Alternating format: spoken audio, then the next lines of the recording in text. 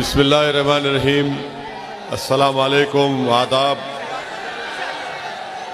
मोहतरम जनाब बाबू सिंह कुशवाहा साहब, अध्यक्ष जन अधिकार पार्टी वो कन्वीनर भागीदारी परिवर्तन मोर्चा,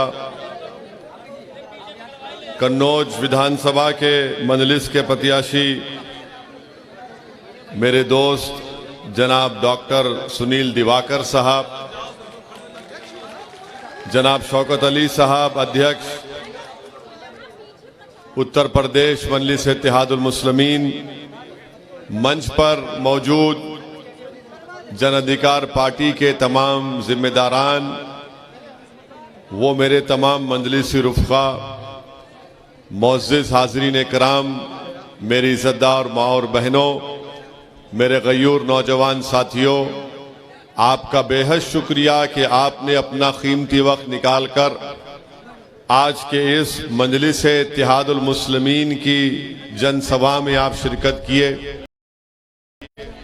और इतनी बड़ी तादाद में आपका यहाँ पर जमा होना यकीनन इस बात का पैगाम देता है कि इंशाअल्लाह ताला कन्नौज की इस विधानसभा में एक नया इनकलाब लिखा जाएगा 20 तारीख को, और आप लोग अपने इत्तेहाद के जरिए और आप लोग भाईचारगी की बुनियाद पर एक होकर आप पतंग के निशान पर बटन दबाएंगे। मैं कन्नौज की जनता से ये कहने आया हूँ कि हमने ये तय किया कि भागीदारी परिवर्तन मोर्चा को अगर उत्तर प्रदेश की जनता अपनी दुआओं, वोट और आशीर्वाद से नवाजती है तो इंशाअल्लाह ताला भागीदारी परिवर्तन मोर्चा का पहला मुख्यमंत्री होगा, उसका नाम होगा बाबू सिंह कुशवाहा इंशाअल्लाह ताला। हमने ये भी तय किया कि 3 डिप्टी चीफ मिनिस्टर रहेंगे, जिसमें एक अल्पसंख्यक समाज का मुसलमान और 2 अति पिछड़ा समाज के लोग होंगे। ये हमारी सामाजिक न्याय की लड़ाई को उसको अमली जामेनामा पहनाने की हमारी कोशिश है। तो मेरी आप तमाम से ये गुजारिश है कि आप 20 तारीख के दिन जब मतदान करने निकलेंगे तो जहां पर आपको भागीदारी परिवर्तन मोर्चा के प्रत्याशी का निशान नजर आएगा और जहां पर आपको मजलिस के प्रत्याशी उम्मीदवार का निशान पतंग नजर आएगा, आप वहां पर बटन दबाकर अपने इत्तेहाद की लड़ाई और अपने हिस्सेदारी की लड़ाई में आप अपना हिस्सा अदा करिए। मजलिस इत्तेहादुल मुस्लिमीन अगर उत्तर प्रदेश को आई है और ओवैसी आपके दरमियान में आया है, तो मैं यहाँ पर सियासत या राजनीति के जरिए तिजारत या दौलत कमाने के लिए नहीं आया हूँ। मैं अगर यहाँ पर आया हूँ तो अल्लाह के फजलो करम से आया हूँ। मैं यहाँ पर आता रहूँगा तो अहले दिल की दुआओं की वजह से आता रहूँगा, और मेरे आने का मकसद यही है और यही रहेगा कि आपको नेता बनाया जाए, आपको अपना हिस्सा मिले। सामाजिक न्याय और हिस्सेदारी की जब बात ओवैसी और बाबू सिंह कुशवाहा करते हैं तो हमारा मानना यह है कि राजनीति में भी हमको अपना हिस्सा मिलना चाहिए, शिक्षा में भी मिलना चाहिए, नौकरियों में भी मिलना चाहिए और ठेकेदारी में भी मिलना चाहिए। मगर बीजेपी और सपा के लोग अल्पसंख्यक समाज और अति पिछड़ा समाज उनको हिस्सेदारी नहीं देना चाहते। वो ये चाहते हैं कि अल्पसंख्यक समाज के लोग समाजवादी पार्टी के लिए दरी बिछाएं, अपने पीठ पर लाठियां खाएं और अखिलेश यादव मलाई खाएं। ये अब नहीं होने वाला है।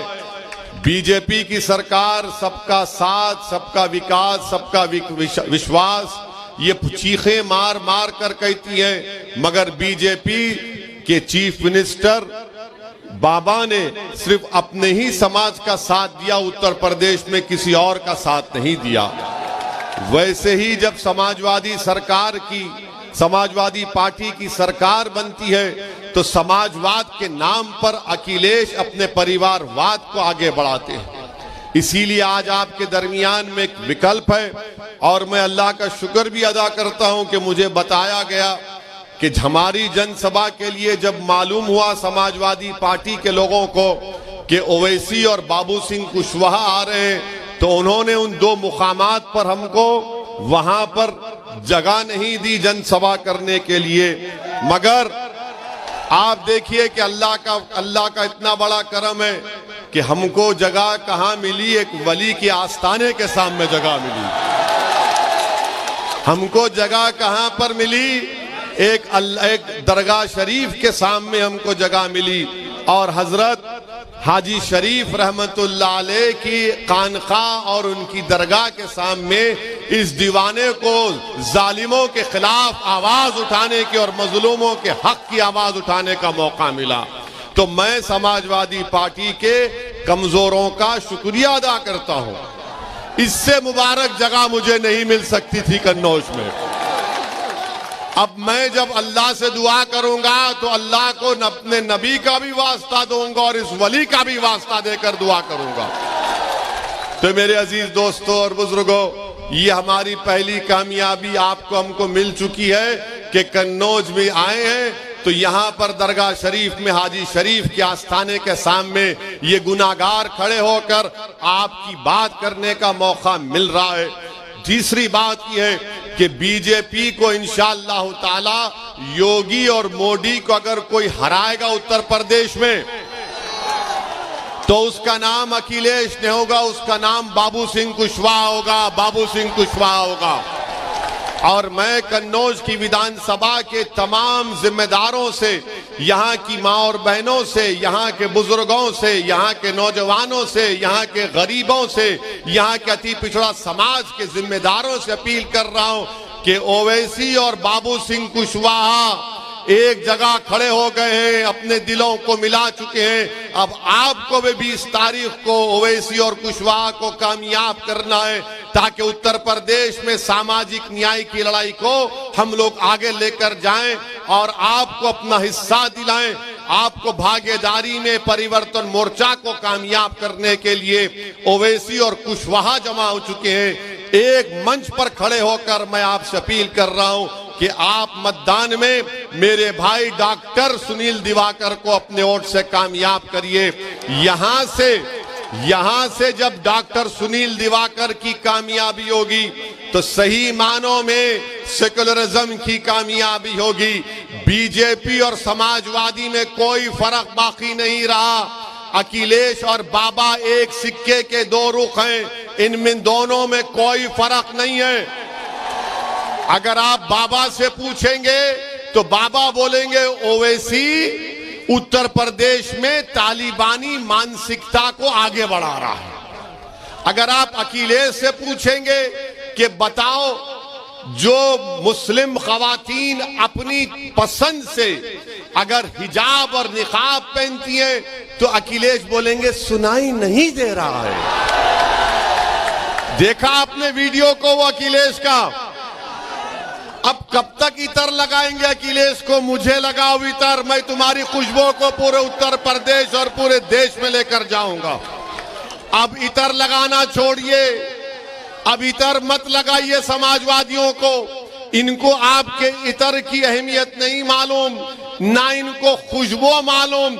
ये सिर्फ गंदगी को फैलाना चाहते हैं, नफरत को फैलाना चाहते हैं। तो इसीलिए आपसे अपील करने आया हूं कि मुत्तहिद हो जाइए। ओवैसी और कुशवाहा पूरे उत्तर प्रदेश में एक होकर खड़े हो गए तो अखिलेश और बाबा की नींद हराम हो चुकी है। ये देख रहे हैं ये कौन है कि ओवैसी और कुशवाहा एक जगह खड़े हो चुके हैं, तो इनको समझ में नहीं आ रहा कि कैसे इनको रोका जाए। मगर याद रखो इंशाअल्लाह ताला अब हम रुकने वाले नहीं हैं, अब हम आगे बढ़ते जाएंगे। और समाजवादी पार्टी के लोग हमारे जाने के बाद जैसा शैतान दिमाग में आके खुस करता है ना, वैसा बोलेंगे। देखो ओवैसी का भाषण तो जज्बाती होता है, कहीं तुमको जज्बात में बहा कर लेकर चला गया तो बीजेपी को फायदा हो जाएगा, कहते हैं ना। अब हम समाजवादी पार्टी का जवाब आपको इस तरह देना है कि मोहतरम अखिलेश यादव की पत्नी 2019 का चुनाव कैसे हारी? हम तो नहीं थे। क्या हम चुनाव लड़े थे? क्या तुमने बीजेपी को वोट दिया? कितनों ने नहीं दिया? हाथ उठाओ, डरो मत। तब भी कैसे जीत गया बीजेपी वाला? हम बोले थे आपको, हमने आकर कहा था, यह हमारे अजिन्नात आपके पास आकर कहा था आपको, तो मालूम हुआ आपके वोट से बीजेपी नहीं जीत रही है। आपके वोट से बीजेपी नहीं जीत रही है। अखिलेश यादव का वोटर नरेंद्र मोदी का चेला बनकर गोद में बैठकर चाय पी रहा है। अपने वोट की अहमियत कब होगी? आपके वोट की अब उत्तर प्रदेश में अहमियत नहीं है। अगर उत्तर प्रदेश में कन्नौज में आपकी वोट की अहमियत होती तो ताहिर हुसैन को अखिलेश घर में नहीं बिठाता। ये बात सच है या झूठ है? बोलो। ताहिर हुसैन की अगर अहमियत होती तो ताहिर हुसैन इलेक्शन लड़ता, मगर अखिलेश के पास न ताहिर की वोट की अहमियत है न आपके वोट की अहमियत है। ओवैसी कह रहा है कि जब ओवैसी और कुशवाहा एक जगह खड़े हो गए तो आपको अपने वोट की अहमियत जताने का मौका मिल रहा है। कैसे मिल रहा है? सपा को हराओ, बीजेपी को हराओ और यहां से डॉक्टर सुनील दिवाकर को कामयाब करो। यहां से आप ओवैसी और कुशवाहा की जोड़ी के हाथ को मजबूत करो। उत्तर प्रदेश में सामाजिक न्याय का इनकलाब हम बर्पा करेंगे। मैं पूछना चाह रहा हूं, जो लोग कहते हैं कि ओवैसी अब भड़काऊ भाषण से ध्रुवीकरण की राजनीति करता है, कहते हैं ना, ये ध्रुवीकरण करता है। अब हम उनसे पूछना चाह रहे, बताओ क्या उत्तर प्रदेश में बात सच नहीं है कि 5 साल बाबा को मौका मिला, 5 साल अखिलेश को मिला, कई मर्तबा बहन मायावती को मिला, मुलायम सिंह यादव को मिला, मगर बताओ उत्तर प्रदेश में मुस्लिम अल्पसंख्यक समाज की हमने एक बाजाब्ता माहिरीन एक्सपर्ट्स को बिठाकर एक स्टडी करवाई जिसमें ये बात मालूम हुई। क्या मालूम हुई? पूछो समाजवादी बीजेपी वालों से कि उत्तर प्रदेश में सबसे गरीब अगर कोई है अल्पसंख्यक समाज का मुसलमान है। सबसे ज्यादा बेरोजगार अगर कोई है तो अल्पसंख्यक समाज का मुसलमान है। सबसे कम 2 एकड़ जमीन किसी के पास है तो अल्पसंख्यक समाज का मुसलमान है। सबसे ज्यादा बच्चियां और बच्चे स्कूल के बाहर हैं तो मुसलमान समाज के। सबसे कम कोई ग्रेजुएट है तो मुसलमान सिर्फ 3% है। उसके बावजूद भी समाजवादी समाजवाद की बात करती है, बीजेपी सबका साथ सबका विकास की बात करती है। अरे बताओ, जब हमारे बच्चों को स्कूल नहीं है, हमारे बेटों को ग्रेजुएशन का मौका नहीं है, गरीबी में ज्यादा, बेरोजगारी में ज्यादा, तो कौन से समाजवाद और सबका साथ सबका विकास की बात बीजेपी और सपा करती है? मैं थालियां मारने के लिए नहीं कह रहा हूं, सोचने के लिए कह रहा हूं, ताकि जब आप इस जनसभा से उठकर जाएं तो इस दीवाने की बात का थोड़ा सोचो, फिक्र करो, अपने दिलों पर जोर डालो। याद रखो, भारत की राजनीति में गरीबों को, मजलूमों को, पिछड़ों को भीख मांगने से हक नहीं मिलता, लड़ने से मिलता है। और ओवैसी लड़ने के लिए तुम्हारे दरमियान में खड़ा है। क्या तुम मेरा साथ दोगे? क्या आप अपना साथ दोगे? ये आपकी लड़ाई है, मेरी लड़ाई नहीं है। मैं अपनी जिंदगी की फिक्र नहीं करता हूं। मेरी जिंदगी की कोई अहमियत नहीं है उत्तर प्रदेश के गरीब, कमजोर और मजलूमों के सामने। जालिमों ने गोलियां चलाई और यह समझा कि ओवैसी मर जाएगा, मगर जालिमों तुम फिर से चलाओ जब तक मेरा अल्लाह नहीं चाहेगा, जब तक जमीन और आसमान का बनाने वाला नहीं चाहेगा। तुम्हारी हजारों लाखों गोलियां मुझे छीन नहीं सकेगी।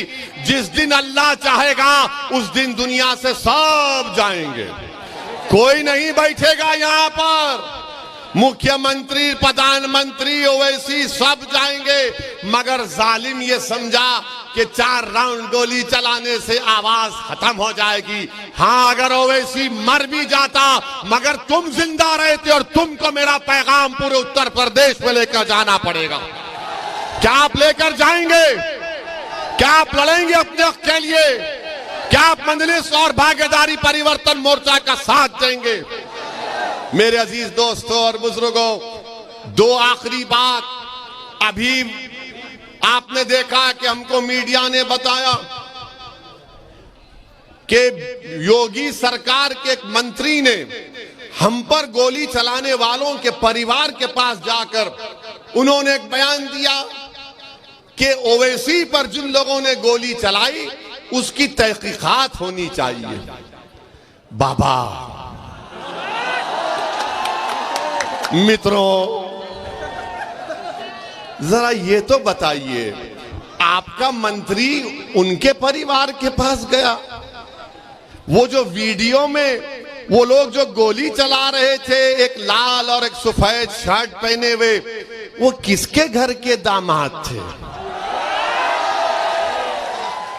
इतनी मोहब्बत इनको क्यों पैदा हो गई गोली चलाने वालों से? ये तो हमने कहा ये तो गोडसे की नाजायज औलाद है। ये संविधान पर भरोसा नहीं करते, बैलेट पर नहीं करते, गोली पर करते। तो बाबा ये बात अब मालूम हो चुकी है कि जिन्होंने हम पर गोली चलाई तुम्हारी सरकार का मंत्री जाकर उनकी तायीद कर रहा है। ये तुम्हारा माफिया राज से मुकाबला? सुन लो बीजेपी वालों, तुम तायीद करो गोलियां चलाने वालों की। हमने पार्लियामेंट में भारत की सबसे बड़ी पंचायत में खड़े होकर अल्लाह उसके रसूल को हाजिर नाजिर जानकर हमने कहा, जब तक असदुद्दीन ओवैसी जिंदा रहेगा, जब तक अल्लाह रखेगा, मुझे सिक्योरिटी की जरूरत नहीं है। मौत मेरी हिफाजत करेगी इंशाअल्लाह ताला। ये सरकार का मंत्री जाकर जो हम पर गोलियां चलाते उनकी तायीद करता है, तो बाबा ये तो तुमको झूठा बोल रहा है, बीजेपी की सरकार को झूठा बोल रहा है। मेरे अजीज दोस्तों और बुजुर्गों, बीजेपी सिर्फ झूठ बोल सकती है। आपको याद होगा लखीमपुर खीरी में वो टेनी का बेटा अपनी जीभ से 4 लोगों को उनकी हत्या कर देता है, मगर वो मंत्री बरकरार है। आज योगी का मंत्री जो हम पर गोलियां चलाते उनके घर को जाता है, तो मालूम हुआ कि ध्रुवीकरण और तुष्टीकरण की राजनीति अगर कोई शुरू से करती आई है और करती रहेगी तो उसका नाम नरेंद्र मोदी और योगी आदित्यनाथ है। और उसके बाद हमसे कहते हैं कि तुम्हारी जान को खतरा है। अरे मेरे बाल को भी खतरा नहीं है, कुछ नहीं होगा इंशाअल्लाह ताला। अल्लाह अपने नबी मोहम्मद मुस्तफा सल्लल्लाहु अलैहि वसल्लम के सदक़े में अल्लाह ने हमेशा हमको कामयाब किया, आज भी कामयाब करेगा। और आखिरी बात, क्योंकि उड़न खटोले को उड़ना है, हमको जाना है, मगर एक बात कहूंगा, उस अल्लाह के वली के आस्थाने पर हम अपनी माँ और बहनों को देख रहे हैं। मैं उन माँ और बहनों से बड़ी अदब के साथ कहना चाहूंगा कि जब आप 20 तारीख को जाएंगे मतदान करने के लिए, अगर आप हिजाब और निकाब पहनती हैं तो फख्र के साथ पहनकर जाइए, इसलिए कि आपका राइट टू चॉइस है, यह आपका फंडामेंटल राइट है, यह आपका अधिकार है। भारत का संविधान आपको इख्तियार देता है कि आप जो कपड़ा पहनना चाहे कपड़ा पहनिए, जो खाना चाहे खाइए। ये कौन कहता है? सुप्रीम कोर्ट का जजमेंट पुट्टू स्वामी कहता है। और सुन लो, जो ये समझ रहे हैं कि सर पर टोपी पहनने से और सर पर हिजाब या निकाब पहनने से हमारे दिमागे, हमारी अकल पर पर्दा पड़ जाता है, नहीं दीवानों, तुम्हारी अकल पर पर्दा पड़ गया, हम तो आगे आना चाहते हैं। और इसीलिए जब मैंने कहा कि मेरी ख्वाहिश और मेरा ख्वाब यह है कि शायद मेरी जिंदगी में मेरी ये ख्वाहिश पूरी ना हो, मगर जो मासूम बच्ची मेरी बेटी मेरी आवाज को सुन रही है, मैं उससे कहूंगा कि तुम्हें देश का प्रधानमंत्री बनेंगे इंशाअल्लाह ताला हिजाब पहनकर तुम बनोगे तो इंशाअल्लाह ताला तुम आगे जाओगे। अरे आप इनको पढ़ने से रोक रहे और भारत के प्रधानमंत्री बोलते हैं कि पहले और दूसरे फेज के चुनाव में हमको मुस्लिम महिलाओं का वोट मिला।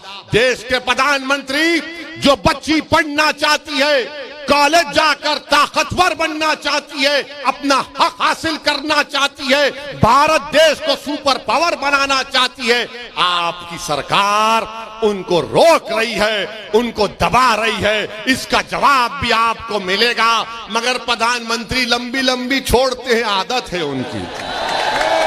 मेरे अजीज दोस्तों और बुजुर्गों, मेरी इज्जतदार माँ और बहनों, आप 20 तारीख के दिन बिला खौफ और बिला झिझक पूरे इत्मीनान और एतमाद के साथ भागीदारी परिवर्तन मोर्चा का साथ दीजिए। मजलिस इत्तेहादुल मुस्लिमीन के उम्मीदवार डॉक्टर सुनील दिवाकर को पतंग के निशान पर बटन दबाकर कामयाब करिए।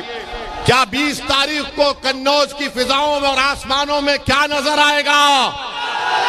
क्या नजर आएगा? हर जगह पर पतंग होगी, आसमानों पर पतंग होगी, आसमानों पर पतंग होगी। और आप हमारे लिए भी दुआ करिए कि अल्लाह हमको जब तक जिंदा रखे, अल्लाह हमको एक बहादुर के तौर पर जिंदा रखे, अल्लाह हमको कभी मौत का डर हमारे दिलो दिमाग में, हमारी नस्लों में पैदा ना हो। बल्कि मैं तो सलाम करता हूं आपको कि आप ही की दुआएं थी, हमारी माँ और बहनों की दुआएं थी, अहले दिल की दुआएं थी कि अल्लाह ने हम पर करम किया। पहली मर्तबा आया हूं, आखिरी मर्तबा नहीं आऊंगा, बार बार आता रहूंगा। क्या आप अपने घर में मुझे बिठाकर जगह देंगे? क्या आप मुझे अपने घर में बिठाकर आप मुझे अपने बेटे के तौर पर, अपने भाई के तौर पर मुझसे मोहब्बत करेंगे? मैं उत्तर प्रदेश को आया हूं तो तुम्हारे दिल में जगह पाने के लिए, और कोई मेरा मकसद नहीं है। और अल्लाह मेरी इस नीयत को जानता है। अल्लाह आपको सलामत रखे। बहुत बहुत शुक्रिया। 20 तारीख को मेरे भाई डॉक्टर सुनील को कामयाब करिए और एक अपनी हिस्सेदारी की लड़ाई में सदा करिए। अस्सलाम वालेकुम व रहमतुल्लाहि व बरकातुहू। देखो